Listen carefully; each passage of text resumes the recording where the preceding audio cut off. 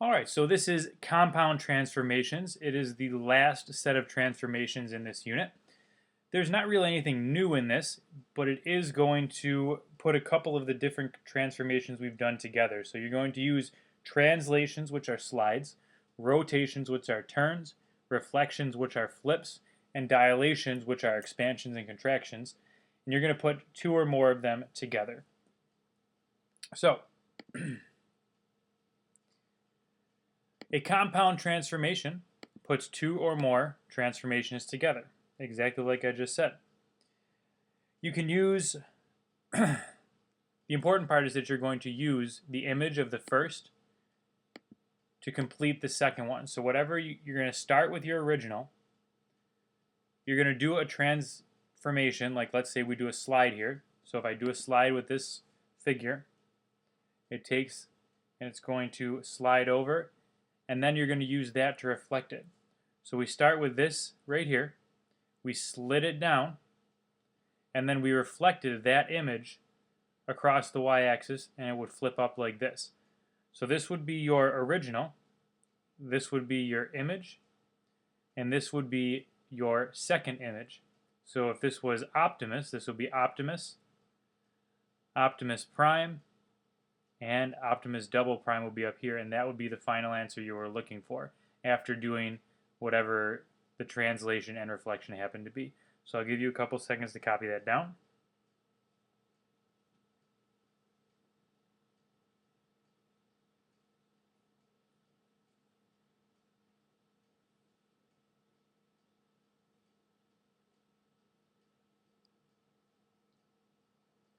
We're going to do an example here, and I'm going to explain a little bit, and then I want you to try it on your own. So I will give you time. You'll notice you'll have time here, and here there'll be two timers that go off. So we're going to take a triangle XYZ. So our first point is going to be at 1, 2. So we're going to go forward 1, and we are going to go up 2. So we should have a point right about here. Our second point is going to be at 4, 1. So we're going to go over 4 and up 1 right here. And our final point is going to be at 3, 5. So we're going to go over 3 and up 5, way up, somewhere around here, 5. Right there, there we go. And of course I labeled all those, and then you're going to want to connect them because it is a triangle. It's going to be triangle XYZ. The first transformation I want you to do is a translation 3 units left and 6 units down. So you're going to translate 3 units left, 6 units down. I'll give you time to do that right now.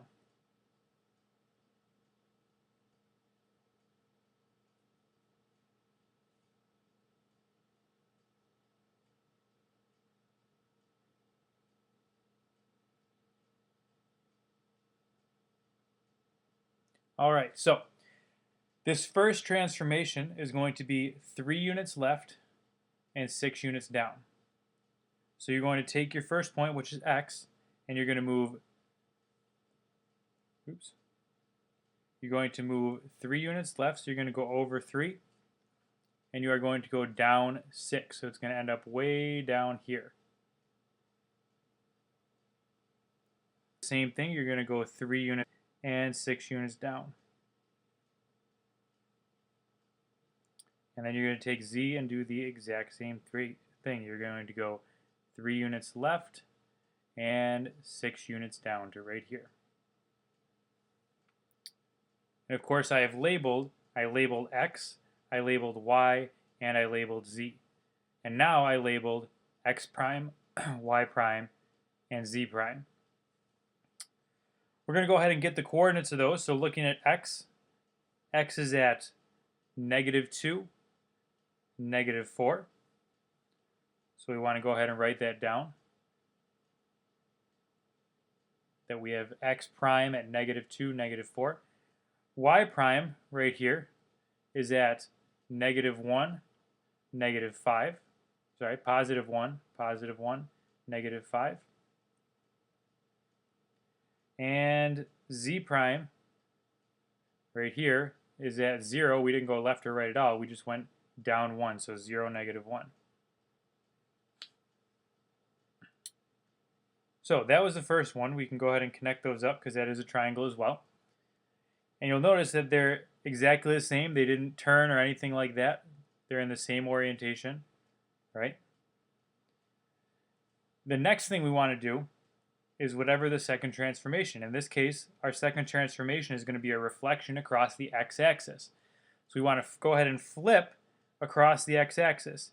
Now, to do that, we want to use our image here. We want to use our image, so x, y, z prime. X, y, z prime. So x prime was at -2, -4. Y prime is at 1, -5. And z prime is at 0, -1. I want you to reflect across the x-axis. Go ahead and do that on your own now.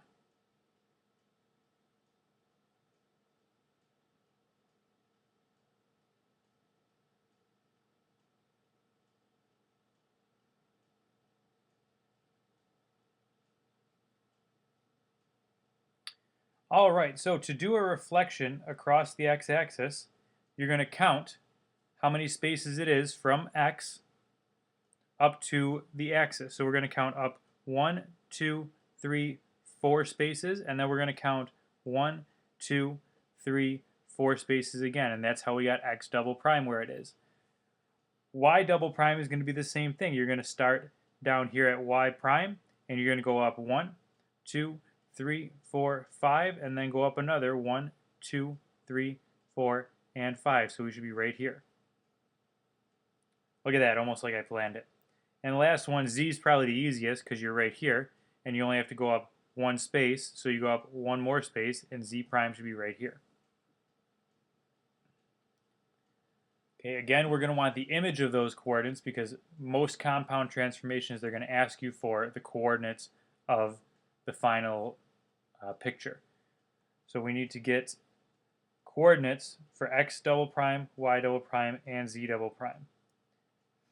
So you will notice that x is at -2 and a +4. Goes with -2, +4. Y is going to be at a +1, +5, +1, +5. And z went from 0, -1, to, we still don't go left or right, so it's still a 0, and +1, 0, +1. And then you can go ahead and connect those right up so that you have your final image. So if you're asked what are the coordinates you want to give them are right in here. You want to give them the double primes because that's the final image that you will need. Okay? Again, there's not any new transformations. You're going to be using the same ones. You're just going to be putting 2, 3 of them together to get a more complicated problem. And that's it for this presentation. I will see you tomorrow.